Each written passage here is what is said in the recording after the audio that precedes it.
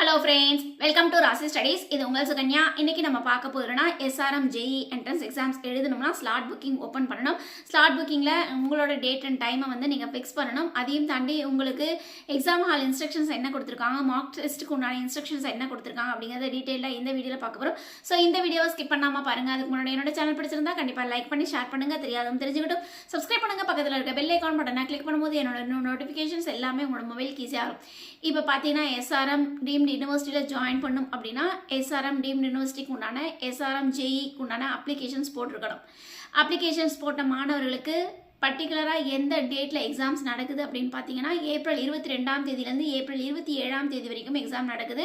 இந்த பர்டிகுலர் டேட்டில் வந்து நீங்கள் என்னைக்கு எக்ஸாம்ஸ் எழுத போகிறீங்க அப்படிங்கிறத புக் பண்ணுறதுக்கோசரம் ஸ்லாட் புக்கிங் அப்படிங்கிறத ஒன்று ஓப்பன் பண்ணியிருக்காங்க. இந்த ஸ்லாட் புக்கிங் எப்போ அப்படின்னு பார்த்தீங்கன்னா எஸ்பெஷலி இன்னைக்கு மதியம் 1 மணிக்கு ஸ்லாட் புக்கிங் உண்டான விண்டோஸ் ஓப்பன் ஆகிடுச்சு. இது எப்போ வரைக்கும் லாஸ்ட் டேட் அப்படின்னு பார்த்தீங்கன்னா நாளைக்கு நைட்டு 11 மணி வரைக்கும் நீங்கள் அந்த ஸ்லாட் புக்கிங் பண்ணிக்கலாம்.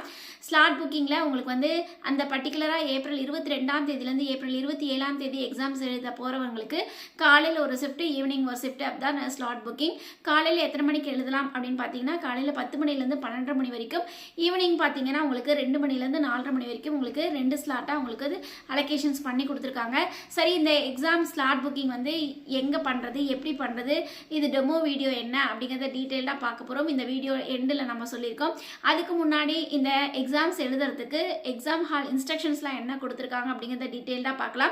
ஃபர்ஸ்ட் ஆஃப் ஆல் வந்து நீங்கள் இந்த ஸ்லாட் புக்கிங் பண்ண உடனே உங்களுக்கு அட்மிட் கார்டை டவுன்லோட் பண்ணிக்கலாம். ஸோ மேபி வந்து நீங்கள் அட்மிட் கார்டை ஸ்லாட் புக்கிங் பண்ண வாட்டி டவுன்லோட் பண்ணிக்கோங்க.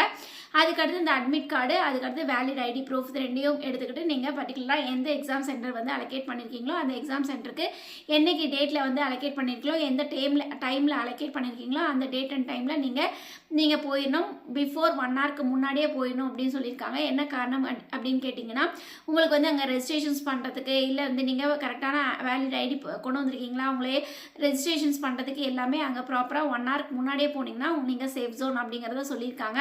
அதுக்கடுத்து நீங்கள் இப்போ பர்டிகுலராக எக்ஸாம் ஹால்குள்ளே எந்த ஒரு ஃபோட்டோ, எந்த ஒரு கால்குலேட்டர்ஸ், மொபைல் திங்ஸு, ஆர்னமெண்ட்ஸ் இந்த மாதிரிலாம் எதுவுமே எடுத்துகிட்டு போகக்கூடாது. அதுக்கடுத்து நீங்கள் எக்ஸாம் ஹால்குள்ளே போயிட்டீங்க அப்படின்னா உங்களுக்கு விண்டோவில் எக்ஸாம்ஸ் எழுதுறதுக்கு முன்னாடி உங்களுக்கு பாஸ்வேர்ட் போட்டு நீங்கள் அந்த எக்ஸாம்ஸ் எழுதலாம் அப்படிங்கிறது சொல்லியிருக்காங்க. சப்போஸ் நீங்கள் வந்து இப்போது 150 மினிட்ஸ் வந்து உங்களுக்கு எக்ஸாம் எழுதுறதுக்கு டைம் கொடுக்குறாங்க, அதாவது 2.5 மணி நேரம் எக்ஸாம்ஸ் எழுதுறதுக்கு டைம் கொடுக்குறாங்க. நீங்கள் 2 மணி நேரத்துலேயே முடிச்சிட்டிங்க அப்படின்னா எக்ஸாம் ஹால் விட்டு வெளியில் வரக்கூடாது அப்படிங்கிறத சொல்லியிருக்காங்க. சப்போஸ் எக்ஸாம் ஹால் விட்டு நீங்கள் வெளியில் வந்துட்டீங்கன்னா உங்களோட எக்ஸாம்ஸ் வந்து கேன்சல் ஆகிடும் அப்படிங்கிறத சொல்லியிருக்காங்க. இதில் வந்து எஸ்பெஷலி அவங்க சொல்ல வேண்டியது, நம்ம கவனிக்க வேண்டியது என்ன அப்படின்னு பார்த்தீங்கன்னா, இப்போ வந்து நீங்கள் எக்ஸாம் ஹால்குள்ளே போயிட்டீங்க, எக்ஸாம் எழுதிட்டு இருக்கீங்க. அதில் வந்து ஒரு கொஷின்ஸ் மட்டும்தான் அந்த விண்டோவில் ஓப்பனில் இருக்கும். சப்போஸ் அந்த ஒரு கொஷின்ஸில் நீங்கள் எழுதுறீங்க, இல்லை எழுதலை, இல்லை ஸ்கிப் பண்ணுறீங்க, இல்லை அடுத்த கொஷின்ஸ்க்கு போகலாம் அப்படின்னு நீங்கள் நினைக்கிறீங்கன்னா நீங்கள் அடுத்த கொஷின்ஸ்க்கு போகலாம், ஒன்றும் தவறு இல்லை. ஆனால் நீங்கள் அடுத்த கொஷின்ஸ்க்கு போயிட்டீங்க அப்படின்னா முந்தின கொஷின்ஸ் உங்களுக்கு ப்ரொஜெக்ட் ஆகாது, மறுபடியும் முந்தின கொஷின்ஸ் உங்களால் போய் எக்ஸாம்ஸ் எழுத முடியாது அப்படிங்கிறத கிளியராக சொல்லியிருக்காங்க.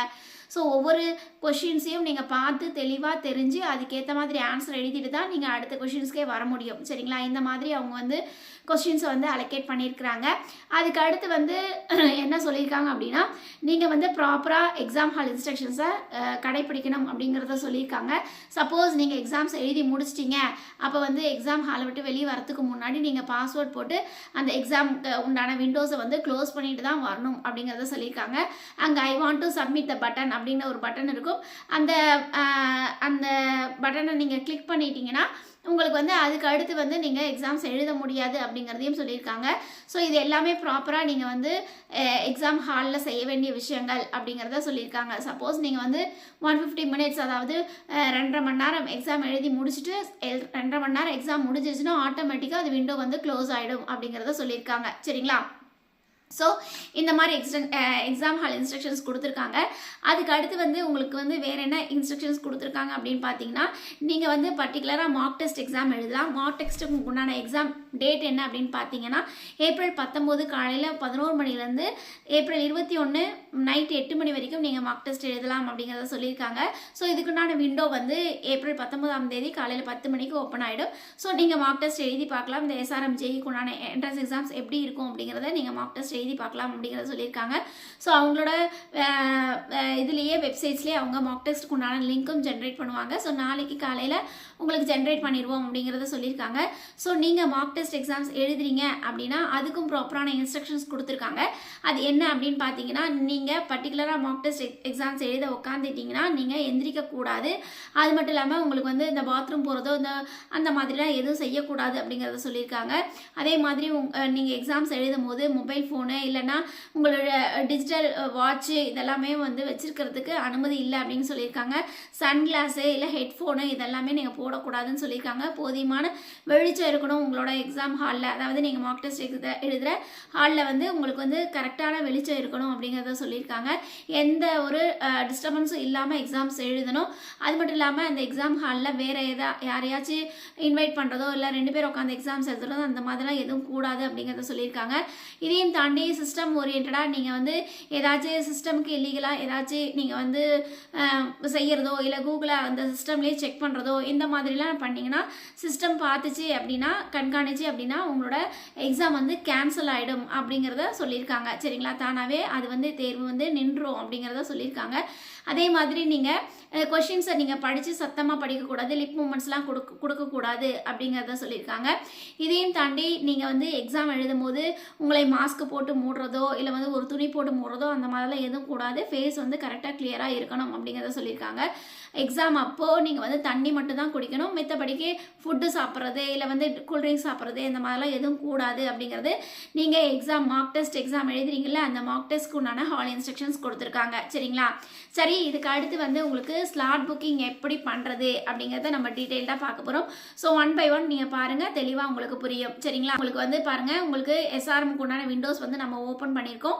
ஸோ இதில் வந்து உங்களோட அப்ளிகேஷன்ஸ் நம்பர் பாஸ்வேர்ட் போட்டிங்கன்னா உங்களுக்கு இந்த மாதிரி விண்டோஸ் வந்துடும். சரிங்களா, அப்ளிகேஷன்ஸ் டேட் ஆஃப் பர்த் போட்டுட்டு நீங்கள் வந்து கேப்சா என்ட்ரு பண்ணிங்கன்னா உங்களுக்கு லாகின் என்ட்ரு பண்ணிக்கலாம். லாகின் என்ட்ரு பண்ணோடனே உங்களுக்கு இந்த மாதிரி பேஜ் வரும்.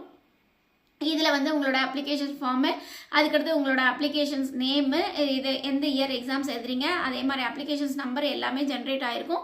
ஸோ செக் பண்ணிக்கலாம். அதுக்கடுத்து இங்கே பார்த்தீங்க அப்படிங்கிற பட்சத்தில் click here to slot booking அப்படின்னு சொல்லி உங்களுக்கு வந்து ஒரு ஐக்கான் வந்து ஓப்பனில் இருக்கும். ஸோ நீங்கள் வந்து அதில் வந்து அதை கிளிக் பண்ணணும். கிளிக் பண்ணிங்க அப்படிங்கிற பட்சத்தில் உங்களுக்கு இந்த மாதிரி பேஜ் வரும். பாருங்கள், click here to hall ticket அப்படிங்கிறது கொடுக்கும். ஸோ நீங்கள் அதில் வந்து நீங்கள் செக் பண்ணிக்கலாம் எந்த டேட்டில் நீங்கள் எக்ஸாம் எழுத போகிறீங்க, எந்த டைமில் எக்ஸாம் எழுத போகிறீங்கிறத அங்கே என்ட்ரி பண்ணிக்கலாம். என்ட்ரி பண்ணிவிட்டு click here to hall ticket அங்கேயே நீங்கள் கிளிக் பண்ணிங்கன்னா உங்களுக்கு ஹால் டிக்கெட் வந்துடும். அதை வந்து நீங்கள் எடுத்து வச்சுக்கலாம் அப்படிங்கிறத சொல்லியிருக்காங்க. ஸோ இந்த மாதிரி தான் நீங்கள் வந்து ஜென்ரேட் பண்ணணும். ஸோ நீங்கள் ஹால் டிக்கெட் நீங்கள் எடுத்து வச்சுக்கிட்டு அதுக்கடுத்து வேலிட் ஐடி ப்ரூஃப் எடுத்துக்கிட்டு நீங்கள் ப்ராப்பரான எக்ஸாம் ஹால் இன்ஸ்ட்ரக்ஷன்ஸ் என்னவோ அந்த எக்ஸாம் ஹால் இன்ஸ்ட்ரக்ஷன்ஸில் ப்ராப்பராக 1/2 ஹவருக்கு முன்னாடி நீங்கள் இல்லை 1 ஹவருக்கு முன்னாடி நீங்கள் போயிட்டீங்கன்னா நீங்கள் சேஃப் ஜோன் கரெக்டாக எக்ஸாம் முடிச்சுட்டு ஹாப்பியாக வெளியே வரலாம். ஸோ இதுதான் வந்து எஸ்ஆர்எம் ஜேஇயில் அவங்களோட எக்ஸாம் இன்ஸ்ட்ரக்ஷன்ஸும் ஸ்லாட் புக்கிங்க்கும் மார்க் டெஸ்ட்டுக்கு உண்டான இன்ஸ்ட்ரக்ஷன்ஸும் கொடுத்துருக்காங்க. ஸோ இந்த மாதிரி அப்டேஷன்ஸ் நிறைய வேணும் அப்படின்னா லைக் பண்ணுங்கள். நீங்கள் பண்ணுற லைக்ஸ் அடுத்த மாணவர்களுக்கு ஒரு சின்ன ஹெல்ப்பாக இருக்கும். ஷேர் பண்ணிட்டு பாருங்கள், சப்ஸ்கிரைப் பண்ணிட்டு பாருங்கள். இந்த மாதிரி நிறைய அப்டேஷன்ஸ் உங்களுக்கு வந்துக்கிட்டே இருக்கும். Okay friends, thank you, bye bye.